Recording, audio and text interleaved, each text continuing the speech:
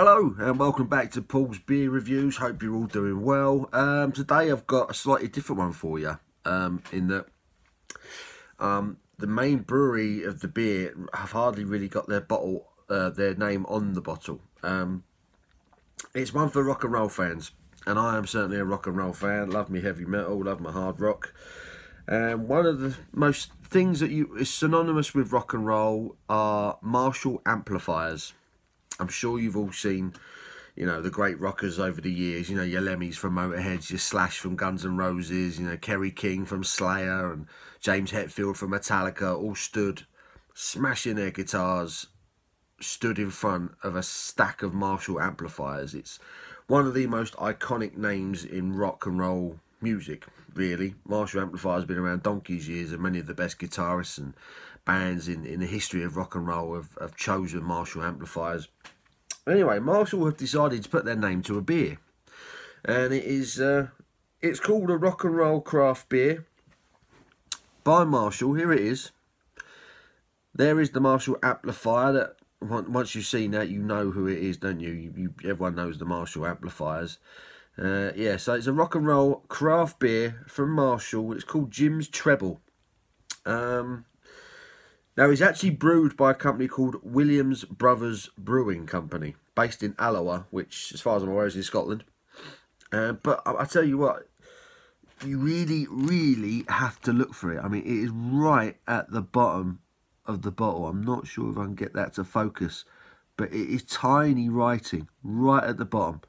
Brewed by Williams Brothers Brewing Company, Alloa in Scotland. Otherwise, this would suggest that Marshall have made it, and Marshall don't brew beer. So yeah. So I found this in Morrison's, and I had to grab it. I just thought, what is all this about? Anyway, yeah. So Marshall's rock and roll craft beer. A little bit of writing on the back here. It says, "Our name belongs to those who play.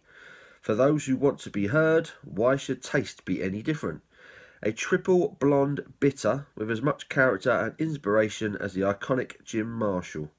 Now this is, it's described as a triple blonde bitter. It's coming in at 8.6% ABV, so it's a big one. The ingredients here, it says water, barley, oats, wheat, sugar, hops, coriander, sweet orange peel and yeast. Now, going on the ingredients, it sounds like the ingredients to a Blue Moon, minus the sugar. Sweet orange peel, coriander, wheat, oats. It sounds like it's going to be a creamy, citrusy affair. I've really got no idea what to expect from this. I really don't. But I had to pick it up.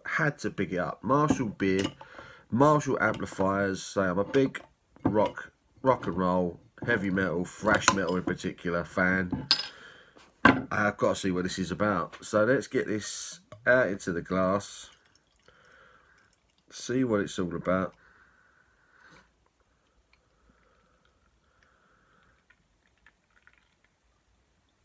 At the bottom.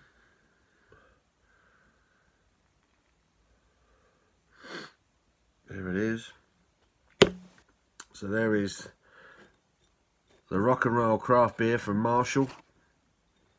It's a very cool bottle. It's a very cool label. Very cool design if you're into that kind of thing. It is pretty much sort of dark amber in colour. Dark gold. Kind of looks like a combination of an IPA and a good quality lager.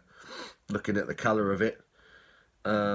It's got a tiny, quarter of a finger of whitehead that is maintained. Decent enough levels of carbonation, not crazy. You might see a few bubbles rising up that one. I'm not sure if the camera's picking them up, but it's a very slow rising bubbles on this one. A slight haze to that, or is that just the carbonation? Is that just a condensation on the glass? It might be. Might be a slight haze to it. But yeah, this is an 8.6% ABV. Triple blonde bitter, as they've described it. Bear with me 1 second, I'm just going to turn my TV off. It's about to start blaring at me. So I designed the G-Tech Air Run for the floor. Bloody thing, totally unprofessional. Yeah, back to this beer. Let's get the aroma. Ooh. Malty aroma on this one.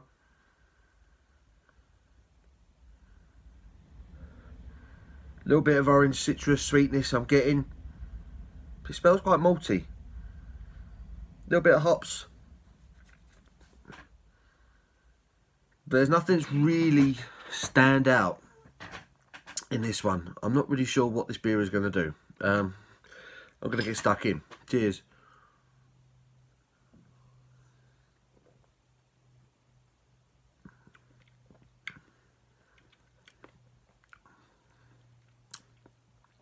Ooh. Not really sure where to start with that one.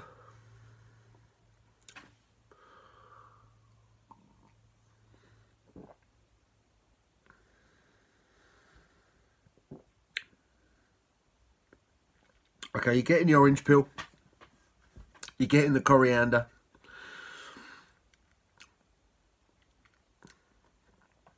You're getting the sugar. It's a slightly sweet one, this. Not as smooth as I thought it might be. It's got quite a thin body to it. Quite watery. Very drinkable.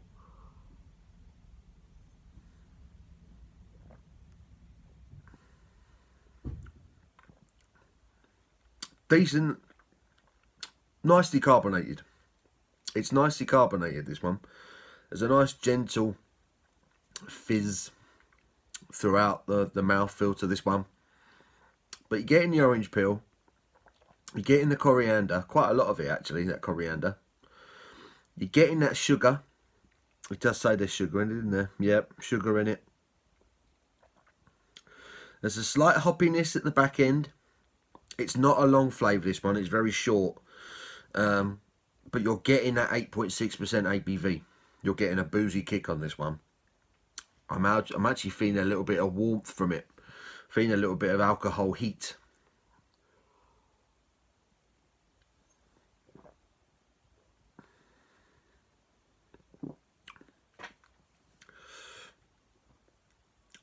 I think I like this. It's very different. This is very different. Really is different. It's kind of contradicting itself. Like it shouldn't work.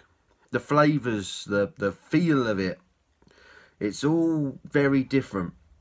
To have that orange peel and that coriander, it reminds me of the Blue Moon, you know, the orange peel, the coriander. It says it's got oats and wheat in it, which suggested it would be a creamy, maybe slightly thicker, possibly a hazy beer. It's not hazy, it's not thick, it's not creamy. It's very thin, it's very watery, it has a very thin mouthfeel to it, very thin-bodied beer.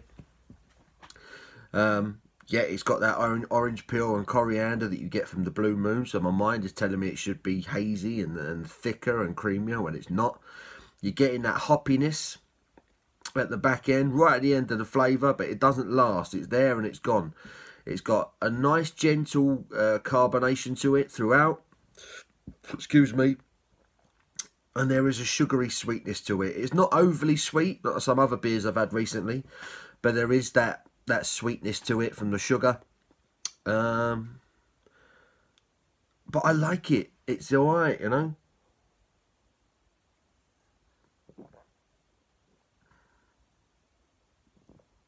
Orange peel.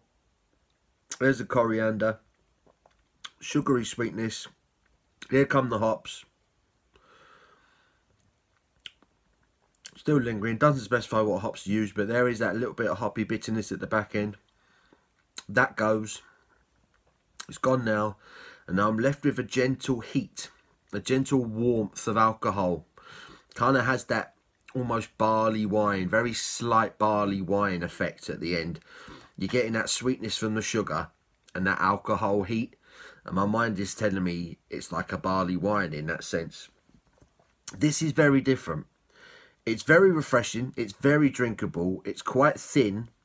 So it kind of makes you want to go back for it. It has a nice hoppy touch at the end. A nice hoppy bitterness at the back end, which quickly disappears. And you're left with that slight alcohol heat at the end. it's really different. It's really different, and I was expecting it to be. I'll be honest, I was expecting it to be a bit terrible, but if I'm honest, it's actually quite good. It's very complex, and it's very different. When you look at the ingredients that I've listed on this bottle here, before I opened the bottle, I had an idea what it might look like, what it might smell like, what it might taste like, and it doesn't do any of that at all. It's completely thrown me, this has. The look of it, the mouthfeel of it, even the flavour, is you know, the aftertaste, the alcohol heat that I'm getting. Very slight, don't get me wrong, it's not like I've just done a shot of whiskey or something, you know, but there is that slight warmth that you get from it. The 8.6 does come through.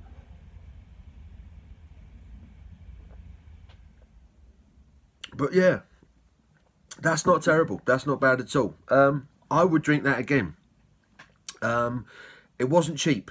It was £2.50 a bottle, and it's only 330ml bottle. This one, it was £2.50 a bottle, but I couldn't resist it. I had to get it. Scores. I like it. It's really different. Love the artwork on the bottle. Unfortunately, it was only a blank, plain black bottle cap, which is a shame. One with the Marshall logo on the top would have been pretty cool, but there you go. Can't get everything. I quite like this. I would probably buy that again at some point. If they reduced it in price, I'd probably get a couple of bottles of that, because it's very different. Yeah, it's all very confusing, this beer, but there we go. I'm going to give it a score, and I'm going to give that a solid 8.5 out of 10. So 8.5 out of 10 for Marshall's Rock and Roll Craft Beer. At least I think that's what it's called. Marshall Rock and Roll Craft Beer. That's the title I'm going to give it. I'm going to give that an 8.5 out of 10. Give it a thumbs up, guys. Please subscribe if you haven't already. Available in Morrison's, this one.